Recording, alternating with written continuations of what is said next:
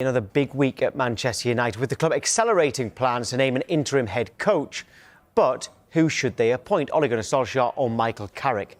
Our football correspondent Rob Dorset has a significant update this morning.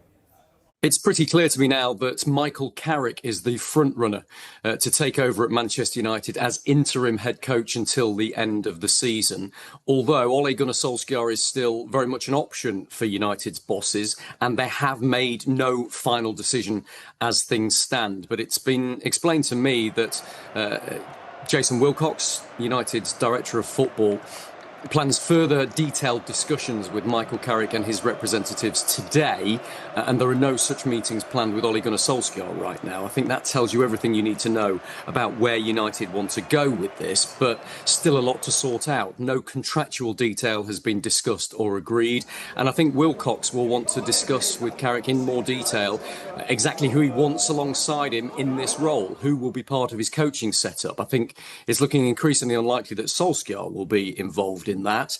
But what about Darren Fletcher, who's been in the caretaker interim role for the last 2 matches and who doesn't know yet whether he's going back to his substantive job with Manchester United's under-18s or whether he's got a role to play in the new setup. So I think the next 24 hours will be important for Manchester United and for Michael Carrick as they try to drill down and work out exactly how his new role will work and whether they can reach an agreement. But detailed discussions today to that end, as I understand it. So good morning to Tim Sherwood, our guest this morning. Right, Tim, do you think this is the right call by Manchester United to go for Carrick over Solskjaer? Yeah. Out of the two, I think Michael is a better choice. I think Ollie done well when he took over initially. He had a good run of games to take over, got some victories, and they finished second in the Premier League, which is a mile away from, well, a million miles away from where they are now. But it didn't end very well. You know, I remember that game away at Watford. It was quite toxic, actually, and the reception what he got from the fans. I'm not sure that would have been the right call. I think Michael's obviously done it for 3 games as an interim manager at Manchester United. He's gone away. He's worked at Middlesbrough and done a good job. He took them over in a very precarious position, and he got them looking up the leagues. I think he's level-headed. I think he's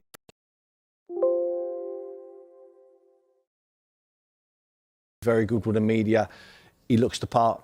Not that that should matter, but in my opinion, I think he will get the respect of the players at Manchester United. I think he carries himself very, very well, and I think it's really important.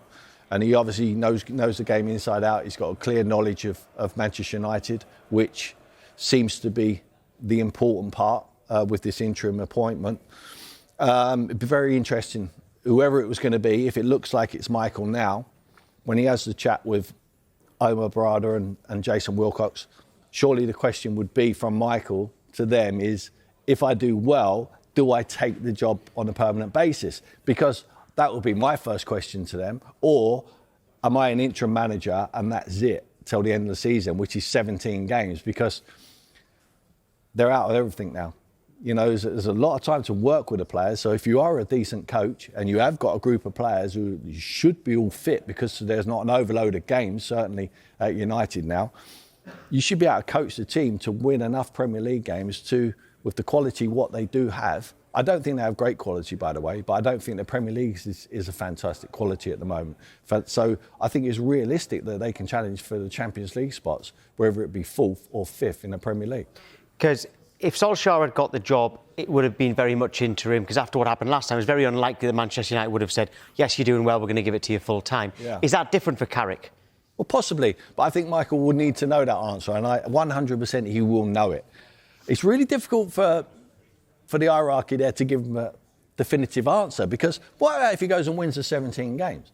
I mean, there would be a huge clamour from the Man United fans to give him the job on a permanent basis. Like there was for Solskjaer. Unless there was the trophy manager out there. And I said on Friday on this show, Unai Emery is the trophy manager. For me, he is the one you want to bring to your football club. But he wouldn't want to leave Aston Villa at the moment. He's running the whole shebang there.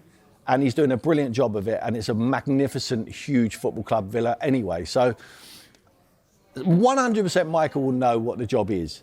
And I would suggest he's happy to take it for the interim period without any guarantees of any future involvement in the club.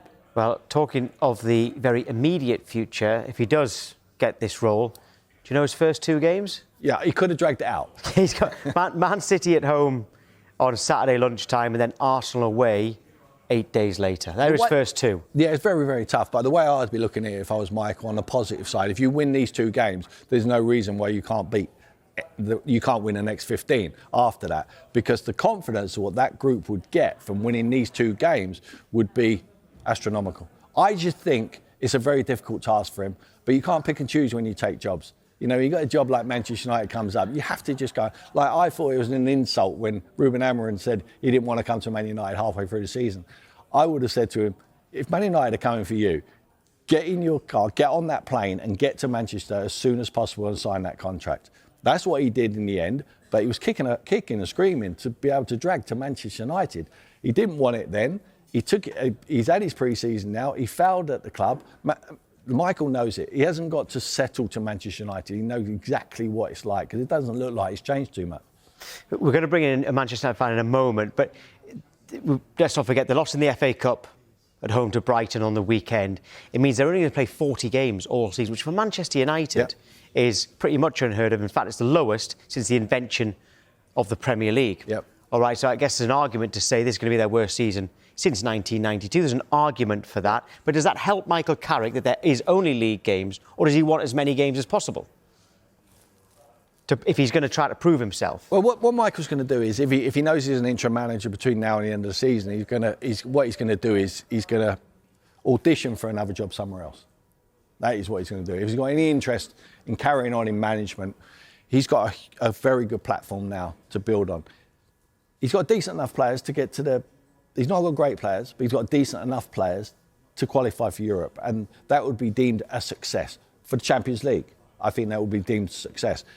It would be an OK job if he qualified for Europe in the Europa League, I feel. But they are in a good position to be able to challenge, and it does help. It helps him working if he needs to change any formations, how he wants to play, get some real directive into the players. I think 1 game a week certainly helps that. But the worst thing in the world is when you lose a game on the weekend and you've got a whole week to wait to the next one, because you can only put it out of your mind until you win. You're only as good as your last game. And at the moment, they've lost at home and got knocked out in the 3rd round. They don't often lose in the 3rd round. They lost to Grimsby in the first opening session of the Carabao Cup. Now they've lost to Brighton in the FA Cup. It's a disastrous season for Manchester United. Something has to change. And I think it's a very good time for Michael to go in there, because it's broke. It's broke and it needs fixing. So it's a real great opportunity for Michael to put himself back on the managerial map. Yeah, and can he fix broken Manchester United at the moment? Let's speak to Manchester United fan Usman Akhtar now. Good morning to you, Usman. So Carrick's the front runner. Are you happy with that? I mean, as happy as I could be. Obviously, I was just listening to what Tim said regarding Michael Carrick, and I'll probably echo his sentiment. I think between the 2 people, Ole Gunnar Solskjaer and Michael Carrick, I would say Carrick is probably the better option in terms of what he's got under his belt and the pedigree that he brings to Manchester United. I think from between the 2 of them, I think it was the right choice. Yeah, well, it was. Why would you say Carrick over Solskjaer? We're actually doing a poll at the moment, by the way, where 54% are saying Carrick, 46% are saying Solskjaer, which seems like, for our viewers anyway, it's quite even. Why does Carrick edge it in your mind? Well, the honest truth is, I've kind of flip-flopped on this opinion, if I'm honest. I personally went to Solskjaer back because I felt like, he has the capability of galvanising the players, similar to what he did previously. But it's becoming extremely apparent that these players need their handhold. And I think Michael Carrick probably has the capabilities of doing that more than Solskjaer, who's more of a man manager. But I think Carrick is more astute tactically, and I think he probably bring that to the table, which obviously, as we've seen from previous predecessors, Ole Gunnar Solskjaer doesn't have that in his sort of repertoire, and I think from that perspective, Carrick is the right appointment. I think the way it ended at United for Ole, I think he's tarnished him a little bit. There's a lot of players still there, and they still remember. And I described him as a rabbit in the headlights at the end of his tenure there. I just think that the players remember that. You need to have some sort of aura as a manager when you're walking into that dressing room. I think Michael's slate is clean, and I think he would be more accepted by the playing group. No, I think that's a completely valid point. Obviously, as you mentioned, Luke Shaw, for example, has been there through many managers, so he would completely remember the time under Ole Gunnar Solskjaer. But just to come back to Carrick, I think obviously he has that aura, as you mentioned, but it just comes to me, it's not even about necessarily the presence, because I felt like Interim did actually have that presence. It just comes down to the tactical astuteness, and I think Carrick has proven himself at Middlesbrough. Of course, it's a completely different kettle of fish, but nonetheless, he does have that, sort of experience, so to speak. He's gone out there and had success post Manchester United, and I don't feel like Ole Gunnar Solskjaer, as much as I love him, has had that. Would you have preferred a permanent appointment, and if so, who? I think for me personally, I would definitely not have preferred a permanent appointment. The reason being is because it's quite difficult to get the managers that you'd want mid-season. I know we got Ruben Amorim mid-season, but nonetheless, I think it's extremely important that this next appointment is the right person. I don't think it should be rushed. Obviously, we'll get into it shortly, but I feel like they probably made the right decision in terms of going for an interim and then reassessing in the summer where more people will be available after the World Cup. We've seen rumours of Luis Enrique potentially not signing his contract. Obviously, that would be the pipe dream, but I still think Julian Nagelsmann post the World Cup could be an option as well. Did you think it was very important for this interim manager to have a Man United stamp on him? Absolutely not. I don't think that's relevant at all. I think, if I'm honest, and I don't know if other fans would agree with this, I'm actually quite sick to hear this DNA, Manchester United DNA. I've been a Man United fan for 30 years. I don't think it's relevant. Sir Alex Ferguson was a completely different entity, and I feel like we're somewhat living in the past and constantly trying to compare and find a Sir Alex Ferguson mould, and that is not going to happen. He's one in 10 million, so to speak. No one's ever going to be able to replicate what he did, regardless of who played for him. That is just not a thing. This United way myth needs to die, for me personally, for us to move forward.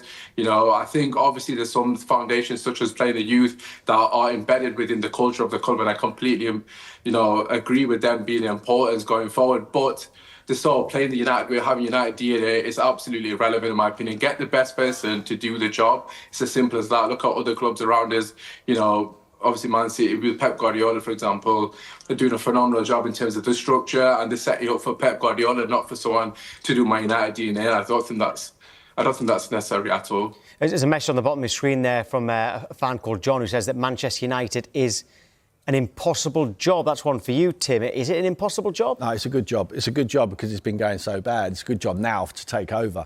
I don't think they've got fantastic players. I really don't. I don't see any of these current players, even Bruno, who's the outstanding player for Man United in the past, and we're all stuck in the past. I can't help getting myself out of the teams that in my memory, I remember the superstars who played for Manchester United. But you're absolutely right. We have to forget about that. That's long gone. We have to clean the slate and start building a new Manchester United, because the old Man United is long gone. But we all keep relating to it because that's our history. That's how we remember it. United were great. They will be great again, but it's not anytime soon by the looks of it. Hey, Usman, do you trust Ineos to get it right, whether it's now or the summer? Absolutely not. I don't think Ineos have got enough flack, if I'm being quite thoroughly honest. I know it's not going to be popular to say on here, but the truth of the matter is, 2 seasons under Ineos. Last season we finished 15th. I saw you guys talking previously about, is this the worst season? I'd still say last season was worse, just because that absolute calamity that happened from Ineos. It's your first season, in charge of Manchester United to an extent, and you come in and Man United have a worst, finish in the 21st century as long as time began, and then you follow it up with this season, which is another car crash. A lot of people were clamouring for Amorim to get sacked in summer. Obviously, that's a different conversation now. You then sack him mid-season because he comes out and says he wants backing. I'm sorry, I'm sure, Tim, you're a manager yourself. It's quite evident that Manchester United needed players in this in the January window, regardless of who the manager is. I was an Amorim fan by any stretch of the imagination. I actually thought it was the right decision to, get rid of him, so to speak. However, you have to have a contingency plan. That is an absolute disgrace from Ineos to not have a contingency plan and go into a FA Cup game with Fletcher, who's not really got much managerial credentials. I just think that's ridiculous planning. And you've got to point the finger at Ineos and the Glazers on that front. At the end of the day, they've let the fans down. It's as simple as that. You're not going to back Amorim. You sacked him, and you've basically not got as a manager for 2 games. In your opinion, taking them forward, what is Ineos's job moving forward? But honestly, it's hard to really say because the truth of the matter is the club is in an absolute shambles from top to bottom. And coming back to what I said, the first thing is having people in that actually know what they're doing. The fact that Wilcox, has come out and said the comments that he said the other day, again, Tim, you're a manager. If you heard your, senior saying that, or I'm a coach at heart, that is the utter disrespect. You can't hire Amrim and then not give him the reign of the club. This is Manchester United Football Club. Why are we in a situation that somebody higher than Amrim is essentially giving him pointers and saying you can do X, Y, Z with the players? I just think it's ridiculous. And people like that, I don't know his credentials completely, and I can't sit here and say he's fit for the job. But you got to look at the people above and have that real structure. I hate to keep harping on about Man City because I can't stand them. But the truth of the matter is, before they got Pep Guardiola in, they had the structure set from top to bottom, which has made it extremely seamless for him to come in and slot in and do what he does. When Manchester United manager comes in, they don't have that. Pardon me, they don't have that. And it's very different for them to come in because it's a bit of a mess out in terms of structure. So to answer your question, they need to get the structure right, get the right people in the right places that know what they're actually doing, not people that think they're part-time coaches, because they're quite clearly not. And it is the Manchester derby next. Usman, thank you. Thanks, mate. All but ended with defeat to Brighton in the FA Cup, and talks are set to accelerate over the next 24 to 48 hours over hiring either Michael Carrick or Ole Gunnar Solskjaer as interim head coach until the end of the season. I've had zero indication, and because all my energy and focus and concentrations had to be on these two games in such a quick turnaround and preparing the team, a 3-game week, everything that I said. And I genuinely mean that. It's a massive responsibility to lead this club, and I've given it my best. It's not about a manager, it's not about directors, it's about everyone, and the players have to group together, take responsibility, find a way of, improving quickly and taking on the challenge for the rest of the season. Don't waste the season. OK, well, we have football correspondent Rob Dorset joining us now. Very good morning to you, Rob. Look, could we see an appointment before the weekend? How likely is that?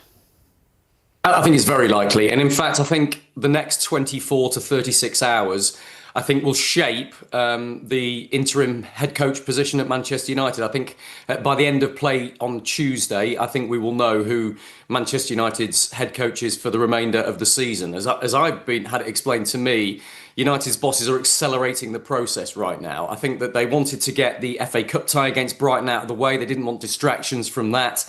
And Director of Football Jason Wilcox, who is leading the search for the interim manager, was helping Darren Fletcher a lot. And I don't think the club wanted any distractions from that match yesterday.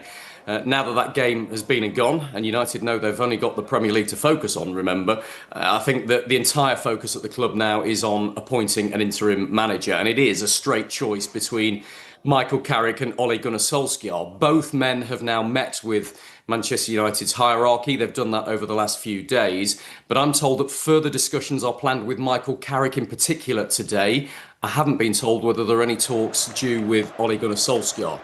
Read into that what you will. Nobody is telling us anything specific on that at the moment. But what I do know is that man in your picture, Michael Carrick, very much impressed Jason Wilcox and the other Manchester United bosses with his plans and the pitch that he made for the job until the end of the season. Although, of course, there is an awareness as well of just how popular Ole Gunnar Solskjaer is with supporters, and they know him very, very well from the job that he did in his previous stint as interim head coach. So Carrick definitely having more talks today. Solskjaer we're not so sure of, but I'd expect Manchester United to make a decision between those two in the next 24 to 36 hours. And look, what does it mean for now?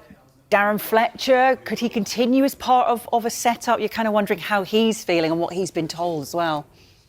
Yeah, I mean, look, these are the discussions that are still ongoing and the things that Manchester United's bosses are still assessing. I think now that game has finished, they'll fully take stock of Darren Fletcher's role. And it isn't clear yet whether he will have a role to play in the coaching setup under the new interim head coach.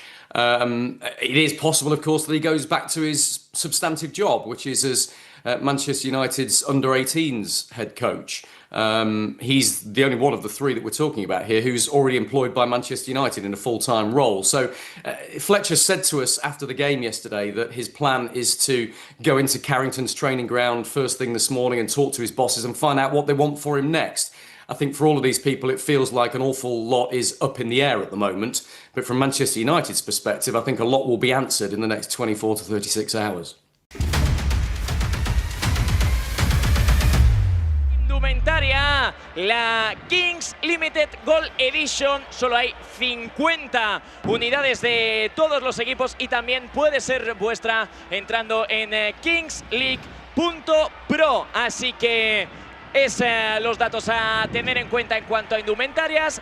Gran partido, Gonzalo, Gerard, el que tenemos por delante. Ojo, ojo, estilo La Bombonera, estadio de River. Hostia, más minutos de retraso en el inicio, ¿eh? Ya tenemos lío.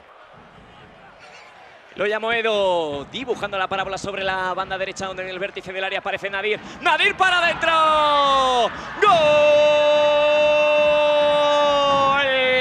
De Nadir Lua, que tiene una facilidad pasmosa. Encuentra a Pablo, que balón para Nadir para el segundo. Se zafa de Cócera, es un golazo.